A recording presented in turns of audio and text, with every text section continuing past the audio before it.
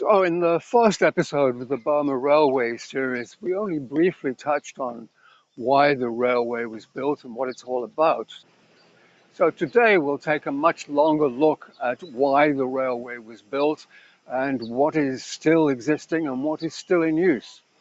Right here at Nong Pladok Junction, the construction of the Burma Railway was started in 1942. It's an important place because there's actually been a line here and a station since 1903. In fact, the original station you can see right behind me, and that was in use until just a few months ago. But let's head into the new station and then I can explain exactly the importance of this place. The main line that you can see right here comes from Bangkok, which is about 65 kilometers to the east that way. And in the other direction, it makes a very gentle curve around to head south down the Malay Peninsula right the way down to Singapore. So this was the ideal place to bring the prisoners of war because the Japanese had the plan to build the whole of the Burma Railway in one shot. So they sent the prisoners of war out along the line right up to the Burmese border.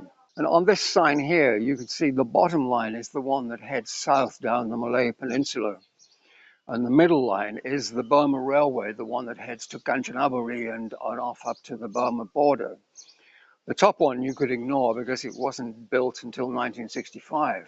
Now, I don't know if you can see this large rock right behind me, but that's a stone that's commemorating the commencement of the construction of the railway in 1942. And as luck would have it, there's a train arriving right now from Kanchanaburi, and that will continue on to Bangkok and then come back again.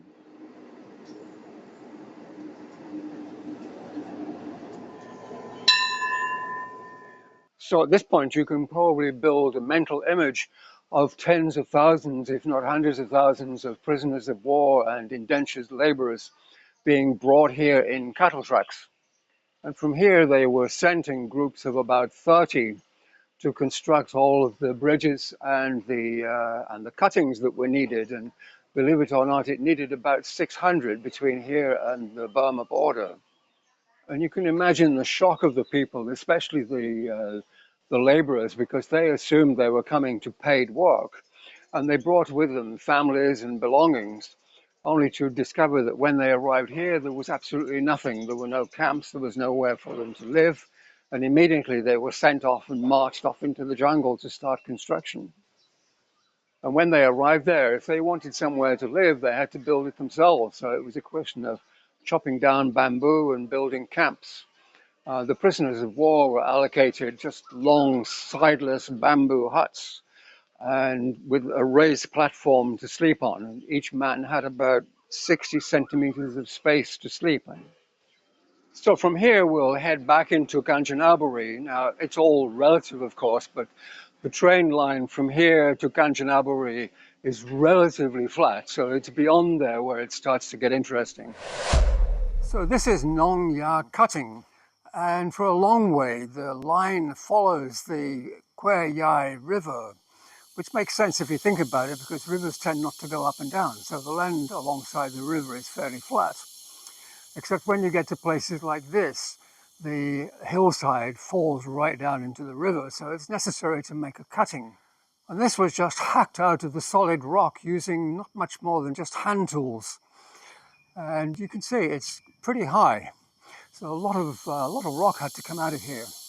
And the whole process was made more unpleasant by the Japanese troops screaming, "Speedo, speedo," which was their way of trying to get the troops to hurry up. So in some places, making a cutting was impossible, and this is one of those places. So this is the beginning of a 700-meter wooden trestle viaduct that runs from Tam Kase Station here to Tam Kase Station there. Yes, there's two of them, one at each end of the viaduct, and they have the same name. Very confusing. Anyways, when we're done here, we'll take a drive around and we'll go down to the other station. But it's very popular, so I'll just warn you, there will be tourists.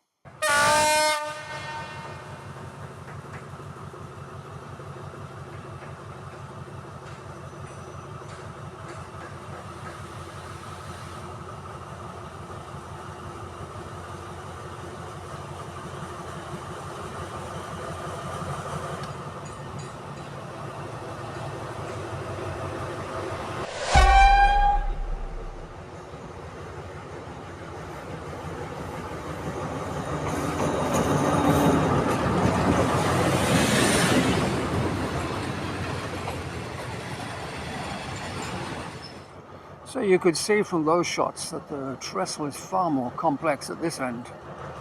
And due to regular bombing by Allied forces, it had to be rebuilt constantly. Also, when the first version was finished, we call it version 1.0, they brought a train across with carriages behind it with lots of people on there, and unfortunately the trestle collapsed and the whole train ended up in the river.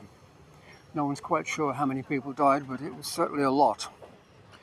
But the construction was pretty epic because it required a lot of blasting, and workers were killed by the explosions, and some just basically fell off the hillside during the monsoon season when the ground became unstable. But finally they used two groups of 1,000 men working in 12-hour shifts. And this final version of the viaduct was constructed in just 17 days. Yep, we're standing on it. And in a later episode we'll jump on a train and we'll travel across it. With fingers crossed, of course. So we've reached the end of the usable line here at Namtok Sayok Noi Station. That's actually about 130 kilometers in total. And by now you've seen the terrain and can understand how unbelievably difficult it was to construct, especially with nothing more sophisticated than hand tools. And of course explosives where needed. Namtok, by the way, means waterfall, and I believe it's quite picturesque. And am I going to show it to you? Nope. We'll save that for another time. This video is about the railway. In the next episode, we'll continue going up the line where it used to be. And from here, the terrain continues to get even more rugged and dangerous. And you'll find it very hard to believe what could be achieved with, as I've said several times, just hand tools and chisels and hammers and things like that. So don't forget to join us for that. And thanks for watching this one, and we'll see you in the next one.